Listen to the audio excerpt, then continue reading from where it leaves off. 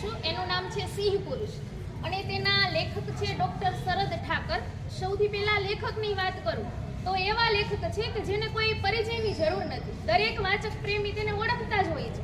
વાચકો સુધી એ દિવ્ય ભાસ્કરના માધ્યમથી પહોંચેલા છે. ડૉક્ટરની ડાયરી, રણમાં ગુલાબ બધાએ વાંચ્યું જ હશે.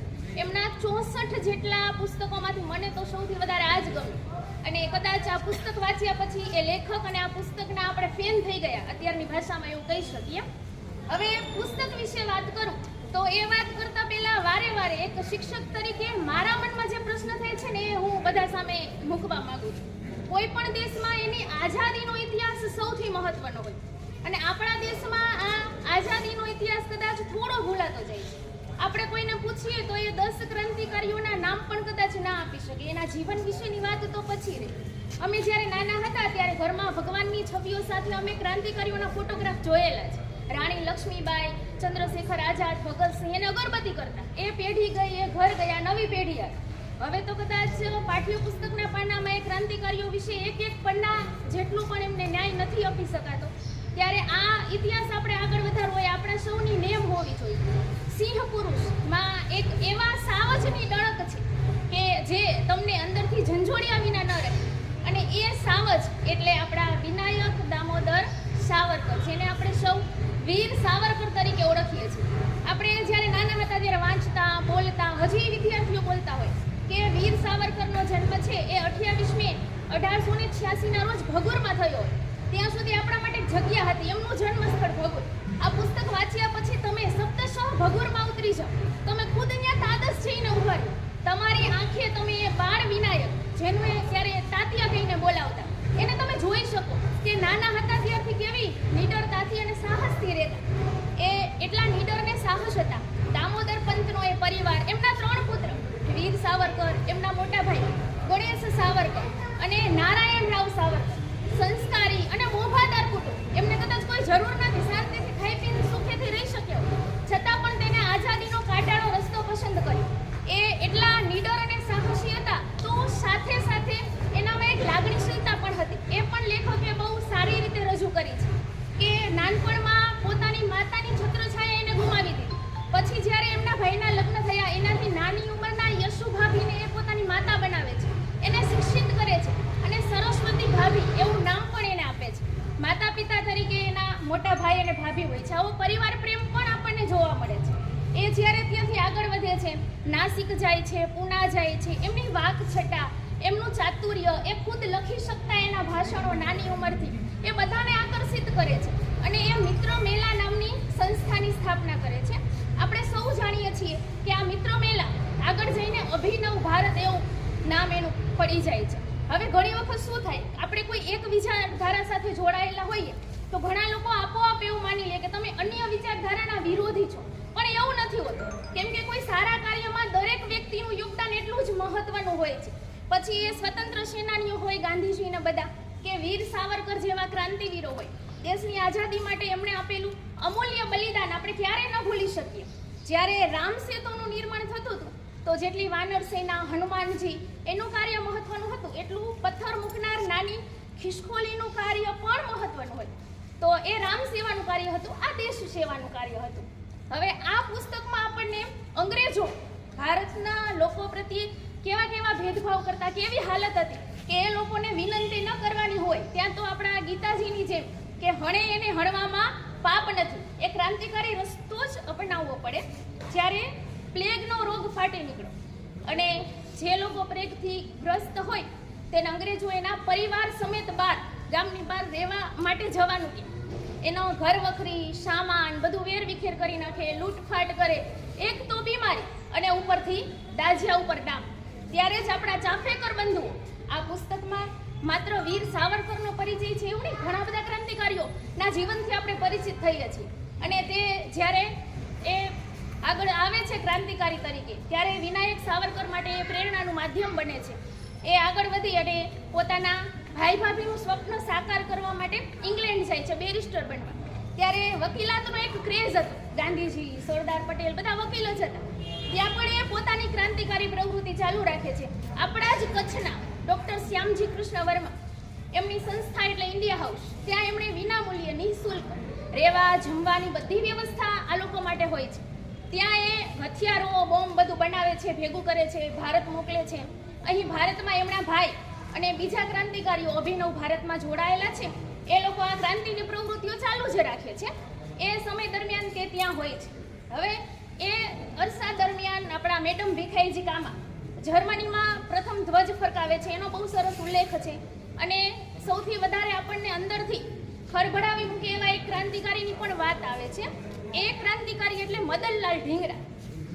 એ એટલા બાહોશ વ્યક્તિત્વ ધરાવતા હતા, ઇંગ્લેન્ડની ધરતી ઉપર જઈ અને એને એક અંગ્રેજ વિલિયમ વાયલી ને ગોળી મારીને ત્યાં ઠાર કર્યા અને ફાંસીના માછડે ચડી ગયા. તો એણે જ્યારે એના દેશભક્તિનો પરિચય આપવાની વાત હતી તો એ મદનલાલ ઢીંગરાના હાથમાં હથોડી અને એક ખિલ્લીની મદદથી એવો ઘા કરવામાં આવે છે, એ ખિલ્લી હાથ સોસરવી નીકળી જાય છે. દળ લોહી પડતું હોય છે, છતાં પણ એના મોઢા ઉપર વિષાદની એક રેખા નથી હોતી.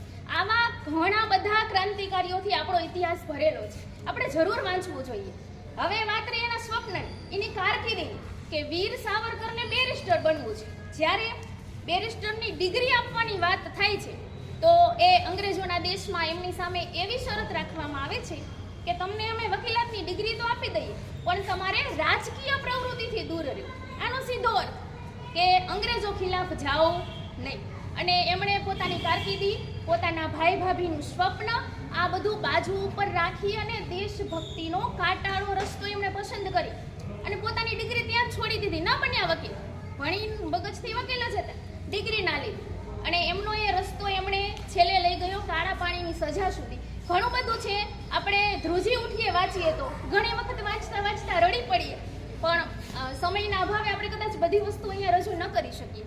છેલ્લે એ અંદમાનની જેલ, કાળા પાણીની સજા સાંભળ્યું છે ઘણી વાર, વાંચીએ તો ખબર પડે.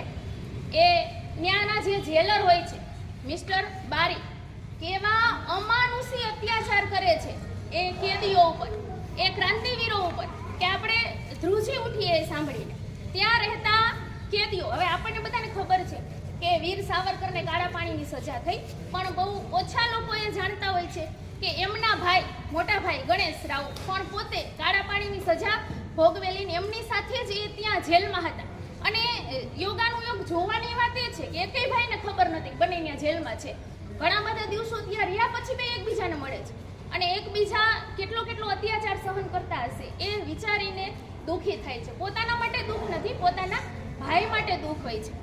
ત્યાં એ જે આપણે કાલુ તરીકે ઓળખીએ, તેલનો ઘાણો, એમાંથી તેલ કાઢવું, બળદની જગ્યાએ જોતરાય છે, હાથમાં છાલા પડી જાય છે, નાળિયેરના છિલકા ઉતારવા, એની મદદથી દોરડા વણવા, અને ત્યારે માંડ 2 રોટલી પણ પૂરી ખાવા ન મળે, એ કાચી પાકી.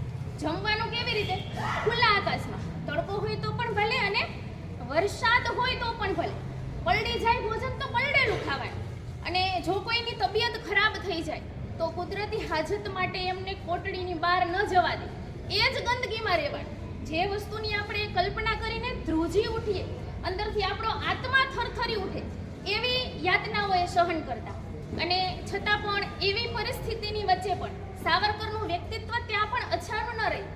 એમણે ત્યાં પણ ક્રાંતિની જ્યોત જગાવી, ત્યાં થતી ધર્માંતરણની પ્રવૃત્તિ અટકાવી અને હિન્દુ લોકોને પાછા પોતાનો ધર્મ તરફ જવા માટે એમણે પ્રેરિત કર્યા. લોકોમાં નવી ચેતના આવી.